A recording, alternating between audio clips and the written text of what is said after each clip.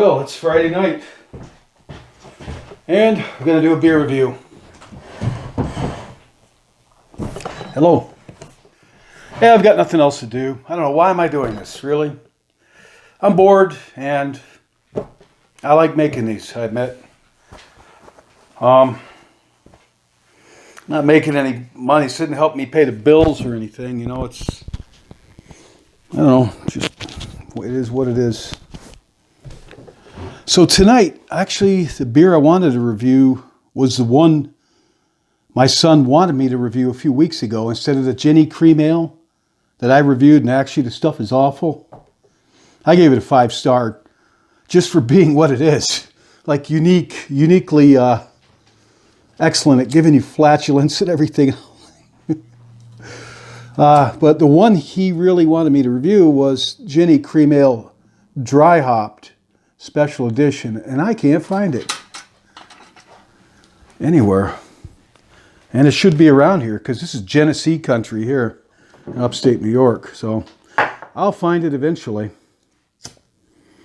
So we're going to do Stella Artois, their Midnight Lager tonight. And this was $18 a 6-pack or a 12-pack in Moravia. I've had this beer a while back. I don't remember what it was. I imagine it's good beer. You know, being Stella Artois, they don't put out garbage, really. All right, I did a little bit of research, some information on the beer. Okay, Stella Artois. It's 5.4% alcohol by volume. It's got Hercules and Zatz hops in it, if that means anything to you. Stella Artois is owned by the Anheuser-Busch InBev, and they acquired Stella Artois as part of the Anheuser-Busch acquisition of InBev in 2008. And that giant, I think it's the world's largest brewing, conglomeration. They also produce Budweiser, Beck's, Busch, and a whole bunch of other beers. As the box says, Anno 1366. They claim they've been brewing beer since 1366, which is not anything. They've been, you know, it's Europe. They've been brewing beer a lot longer than that there. But this brew is from a town called Leuven, Belgium. That's Leuven. Leuven. So I hope I'm pronouncing it right. Leuven, Belgium. That's Leuven, Belgium. Right. Sorry. Been a long day. I almost got in a car accident. And somebody pulled out in front of me. It's a truck. But I don't know how I missed. I don't know how. It's like, I'm not going to say this is one of my paranormal stories, but I don't know how the heck I didn't get in an accident. It's almost like, I don't know. I could have sworn we were going to have an impact. Must have been by inches missing. God, I don't know what they were. Okay. The Anno 1366 on the Stella Artois logo refers to the origin of brewing in the city of Leuven. The city's tax records, dated 1366, mention the existence of a local brew pub called Den Hoorn, Hoorn, which, lo and behold, means horn. So on the box and their label, they've got an old, like a horn, looks like something they'd blow when they're hunting fox or something. So that's just some trivia. This is actually, this beer's, they drink this beer all over the world. You could, wherever you're at, you could probably find this in your supermarket or your pub, bar. You know, if you're in a city, small town, maybe not. The name Artois was coupled to the brewery in 1708 when the new owner of the brewery, Sebastian Artois, achieved the title of Master Brewer. With over 600 years of brewing expertise in every chalice, Stella Artois deserves to be poured perfectly. Our 9-step pouring ritual is a beautiful dance between the chalice and this drought master to deliver exquisite flavor with a tempting allure. And I looked up their 9-point, what they call it, 9-point pouring ritual. And it, if you're interested, look at it. Look it up. It's on YouTube. It's on the Stella Artois 9-step pouring ritual. And it's basically, it's if you're pouring it at out of a draught of a keg. You pour it at a 45-degree angle so it flushes around in there, and then you finish up pouring it straight in, so that'll give you what they say you're looking for a 2-finger head on it. So, and then it's supposed to flow over. Then the bartender would take a knife and scrape it off the top so it's nice and even with 2 fingers of foam on the top. Perfect. And then they wash the glass off. Then they dress it up, their little Stella Artois glass that they have. Right there would be one. They put it in that glass, their chalice, they call it. And they serve it to you at the bar, and just a certain way. And it's got to be 3 degrees Celsius or 37.8 degrees, or 37 or 38 degrees Fahrenheit. All right, let me move on.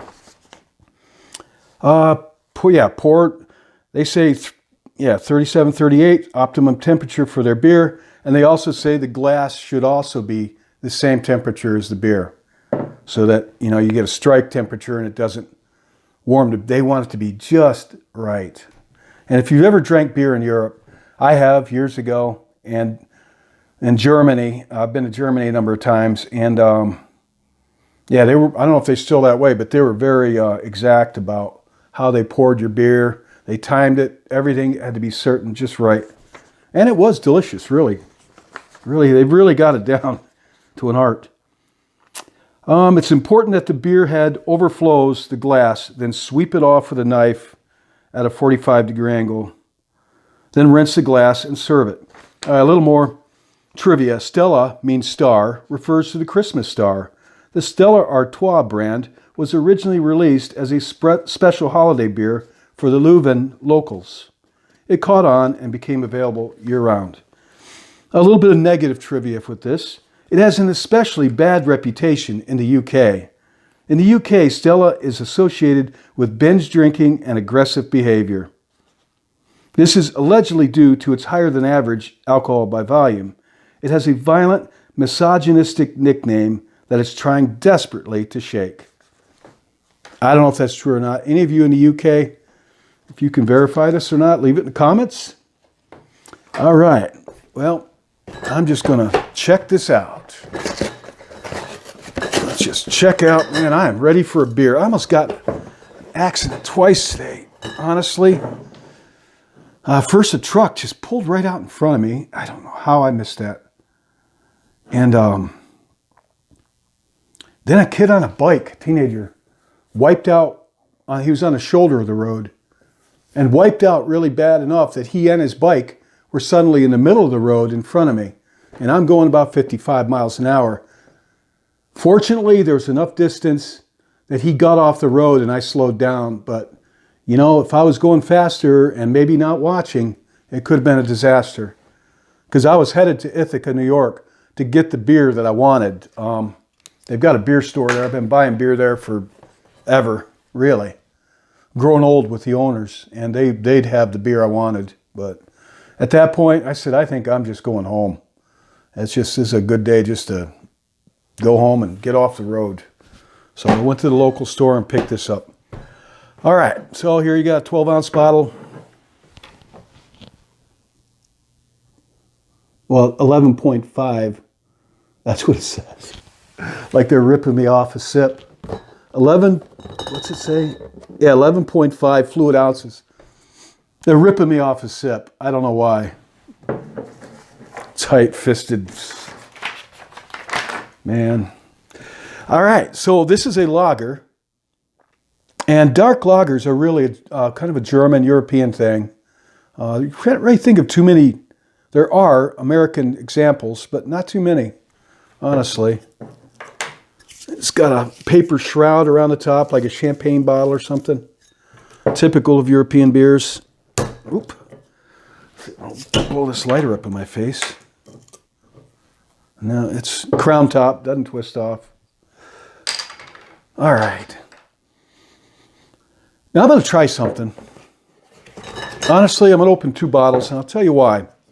Because when I was doing my homework on this beer tonight, I was reading some reviews, and most of them came out of the UK.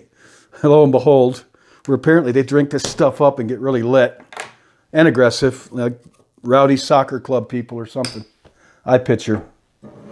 Well, the one guy, most of them had praise for this beer on that site.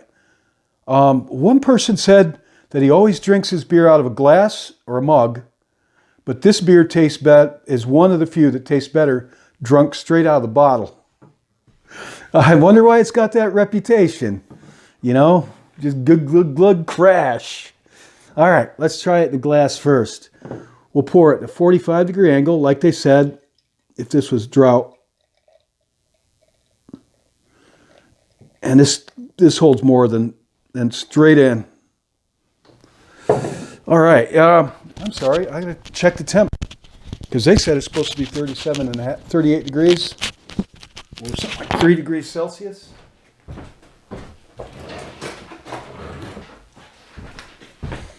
Let's check it out. It was in my freezer. All right, what we got here? Well, I'm actually not far away from that. 3.6, 3.3, 3.1, 2.9, 8, 7, 6. That's it. They said 3 degrees Celsius, and I'm at 2.5 Celsius. Or in Fahrenheit, which we use here it's 37 degrees, 36 and a half. Right about where they said it should be, which honestly is pretty cold. But this is not an ale. A stout you drink a little warmer. This is a lager. So there she is. And I did not achieve the 2-finger head on this, but they were using a drought keg. Totally different setup. So it is what it is. It's a very dark lager, as you can see. Let's see how it looks. Yeah, it's darker than the Guinness, in my opinion. They call it Midnight Black, and I can see why. This is actually darker than the Guinness, because when I passed the candle around the mug of the Guinness, you could see through it. It looked like a burgundy red. I can't even hardly see light through that. That's how dark this is. Well, now, it's got a malty. This does have either that or my sinuses are clearer than usual, but it got a kind of a fruity, chocolatey, malty smell to it. It's not bad smelling, honestly. It does smells good. Kind of chocolatey smell to it. Malty. I don't smell any hops. All right, here's to that. I'd call him a name, but I'm not going to on here. The fine fellow in the truck that pulled out in front of me today. And here's to you, pal.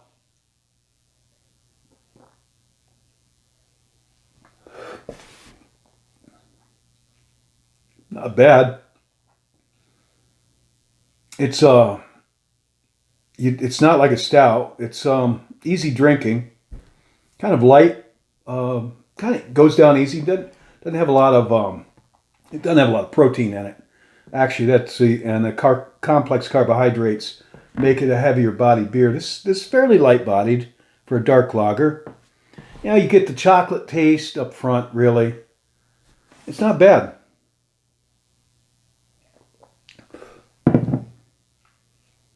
No, not bad beer. I don't know if I would say it's a great beer at this point, but here's the thing with beer reviews. What difference, really? I may say this is wonderful beer. You may drink it and think the opposite. I mean, why even do beer reviews? Well, there are some beers that they're either outstandingly great, that I'm pretty sure you'd agree on, or they're outstandingly terrible. I mean, I think that like that 5%, it's been a long time since I've done statistics, but the 5% of the best and 5 of the worst, yeah, I think we'd all agree on those. All the other beers in the middle, this is in there, I don't know, I'd put it 100. I've never had a beer 100%. I think Jesus himself would have to make the beer for it to be a perfect 100. And but I've had some good beers. I really thought that Zacalata beer that I did a review on was really outstanding.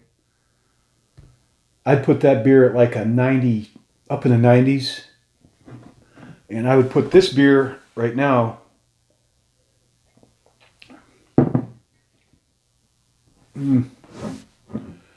Let's see. Here's to the guy in the bicycle. I'm darn glad he got out of the road and I saw him in time. That could have been awful. That was close. That was right after the guy in the truck pulled out in front of me. All right, let's see if that English bloke that said this tastes better out of the bottle than the glass.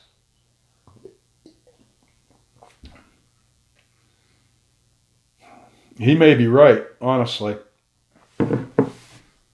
I think he may have a point. The man had some weird name like Billy Jim or something like that. It's Billy Jim. Billy Jim may have had a good point. I always say I like to drink out of a mug, but there are beers I think. There are beers that very well may taste better out of the can, straight out of the bottle. And I never thought of that, but Billy Jim may have had a good point.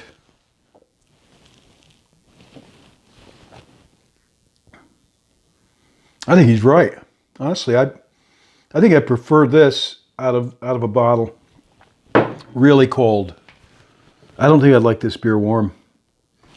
So between the glass, the mug, and the bottle, how would I rate this brew? Got a nice package. Bottle looks nice. Color looks nice. Smell isn't bad at all. It's not bad. It's got a good chocolatey smell to it. Kind of carbonation. It's quite cold. Carbonation. Medium. It's average. I'd put this beer around 75. I give it about stars. 3.5, maybe 4 out of 5 stars. Maybe 4. For a dark lager, honestly, I liked Beck's Dark, which now InBev, they own both of the brands, this and Beck's. I used to like Beck's Dark quite a bit. I used to like Yingling's, a Pennsylvania brew. I like their porter quite a bit for a dark beer, but that's an ale. But for a dark lager, it's not bad. I don't know that I'd buy it again because there's just so much out there. You know, a lot of competition, just personal, preference. And this is, after all, almost $19 for a 12-pack. And that's a lot. That's almost double what I can get some other beers for. It's imported. I don't know. I really don't even know. It's just been one of those days, I don't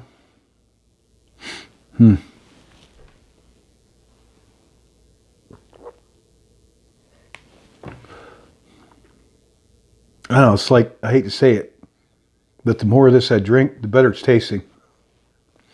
So, yeah. Yeah, I looked up my county in New York. Right now with the COVID, we got like 637. My county population is 80,000.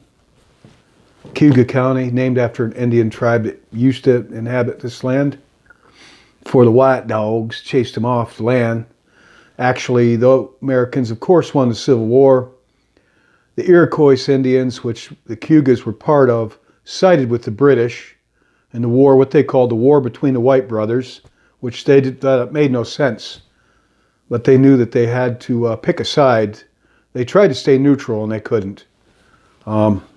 So they chose the English because they thought the English would win the revolution hands down. And when they didn't, They got kicked off their land in New York State, and George Washington, the Continental Army was pretty well broke, and he promised to pay his soldiers with tracts of good farmland, and it is great farmland around here. So first thing he had to do was remove the Indians from the land, and they went peacefully off to reservations or to Canada, or in cases they just melded, they assimilated into colonial society. But this Moravia and all around here was settled by former soldiers, American soldiers of the Revolutionary War. And I forgot what got me down that path, but I live in Cuyahoga County. 80,000 people in this county. As of today, according to the New York Times, 637 positive COVID. Of the 637, 6 people have died.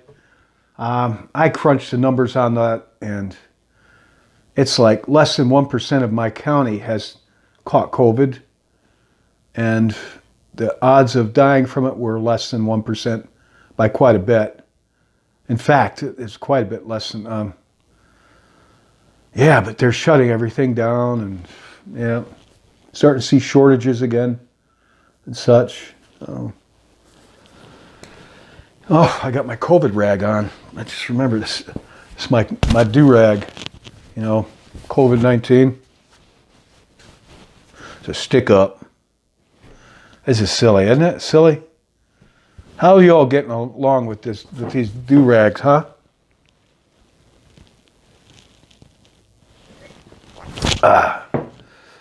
Well, you can drink with them. I've never done that before. Yeah. All right, I'm just being silly. This beer is okay. Give it a try if you like dark lager. You might like it. I give it about 3.75 out of 5 rating. What I like about it, has a nice smell. If you like dark, this has got to be about the darkest beer I've ever had. It's darker than stouts. I agree with Billy Jim. In England, his review, he said he thought it drank better out of a bottle. Even though he preferred his beers in a glass, this one's better out of the bottle. I have to agree with him, honestly, on that. That's it. So, y'all take care. That's it. Kind of a quick review tonight.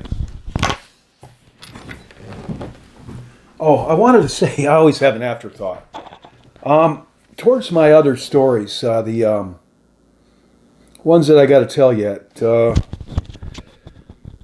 they have to do the same thing. There's 2 encounters with they call Bigfoot, and there's a couple of ghost stories that are tied in with that period when I was living in the woods. As long as there's some strange stories in that, believe that or not. I did actually talk to a lawyer because some of the things I was going to relate took place on other people's property, and I had to find out what are the legal ramifications of some of the things I'm going to relate.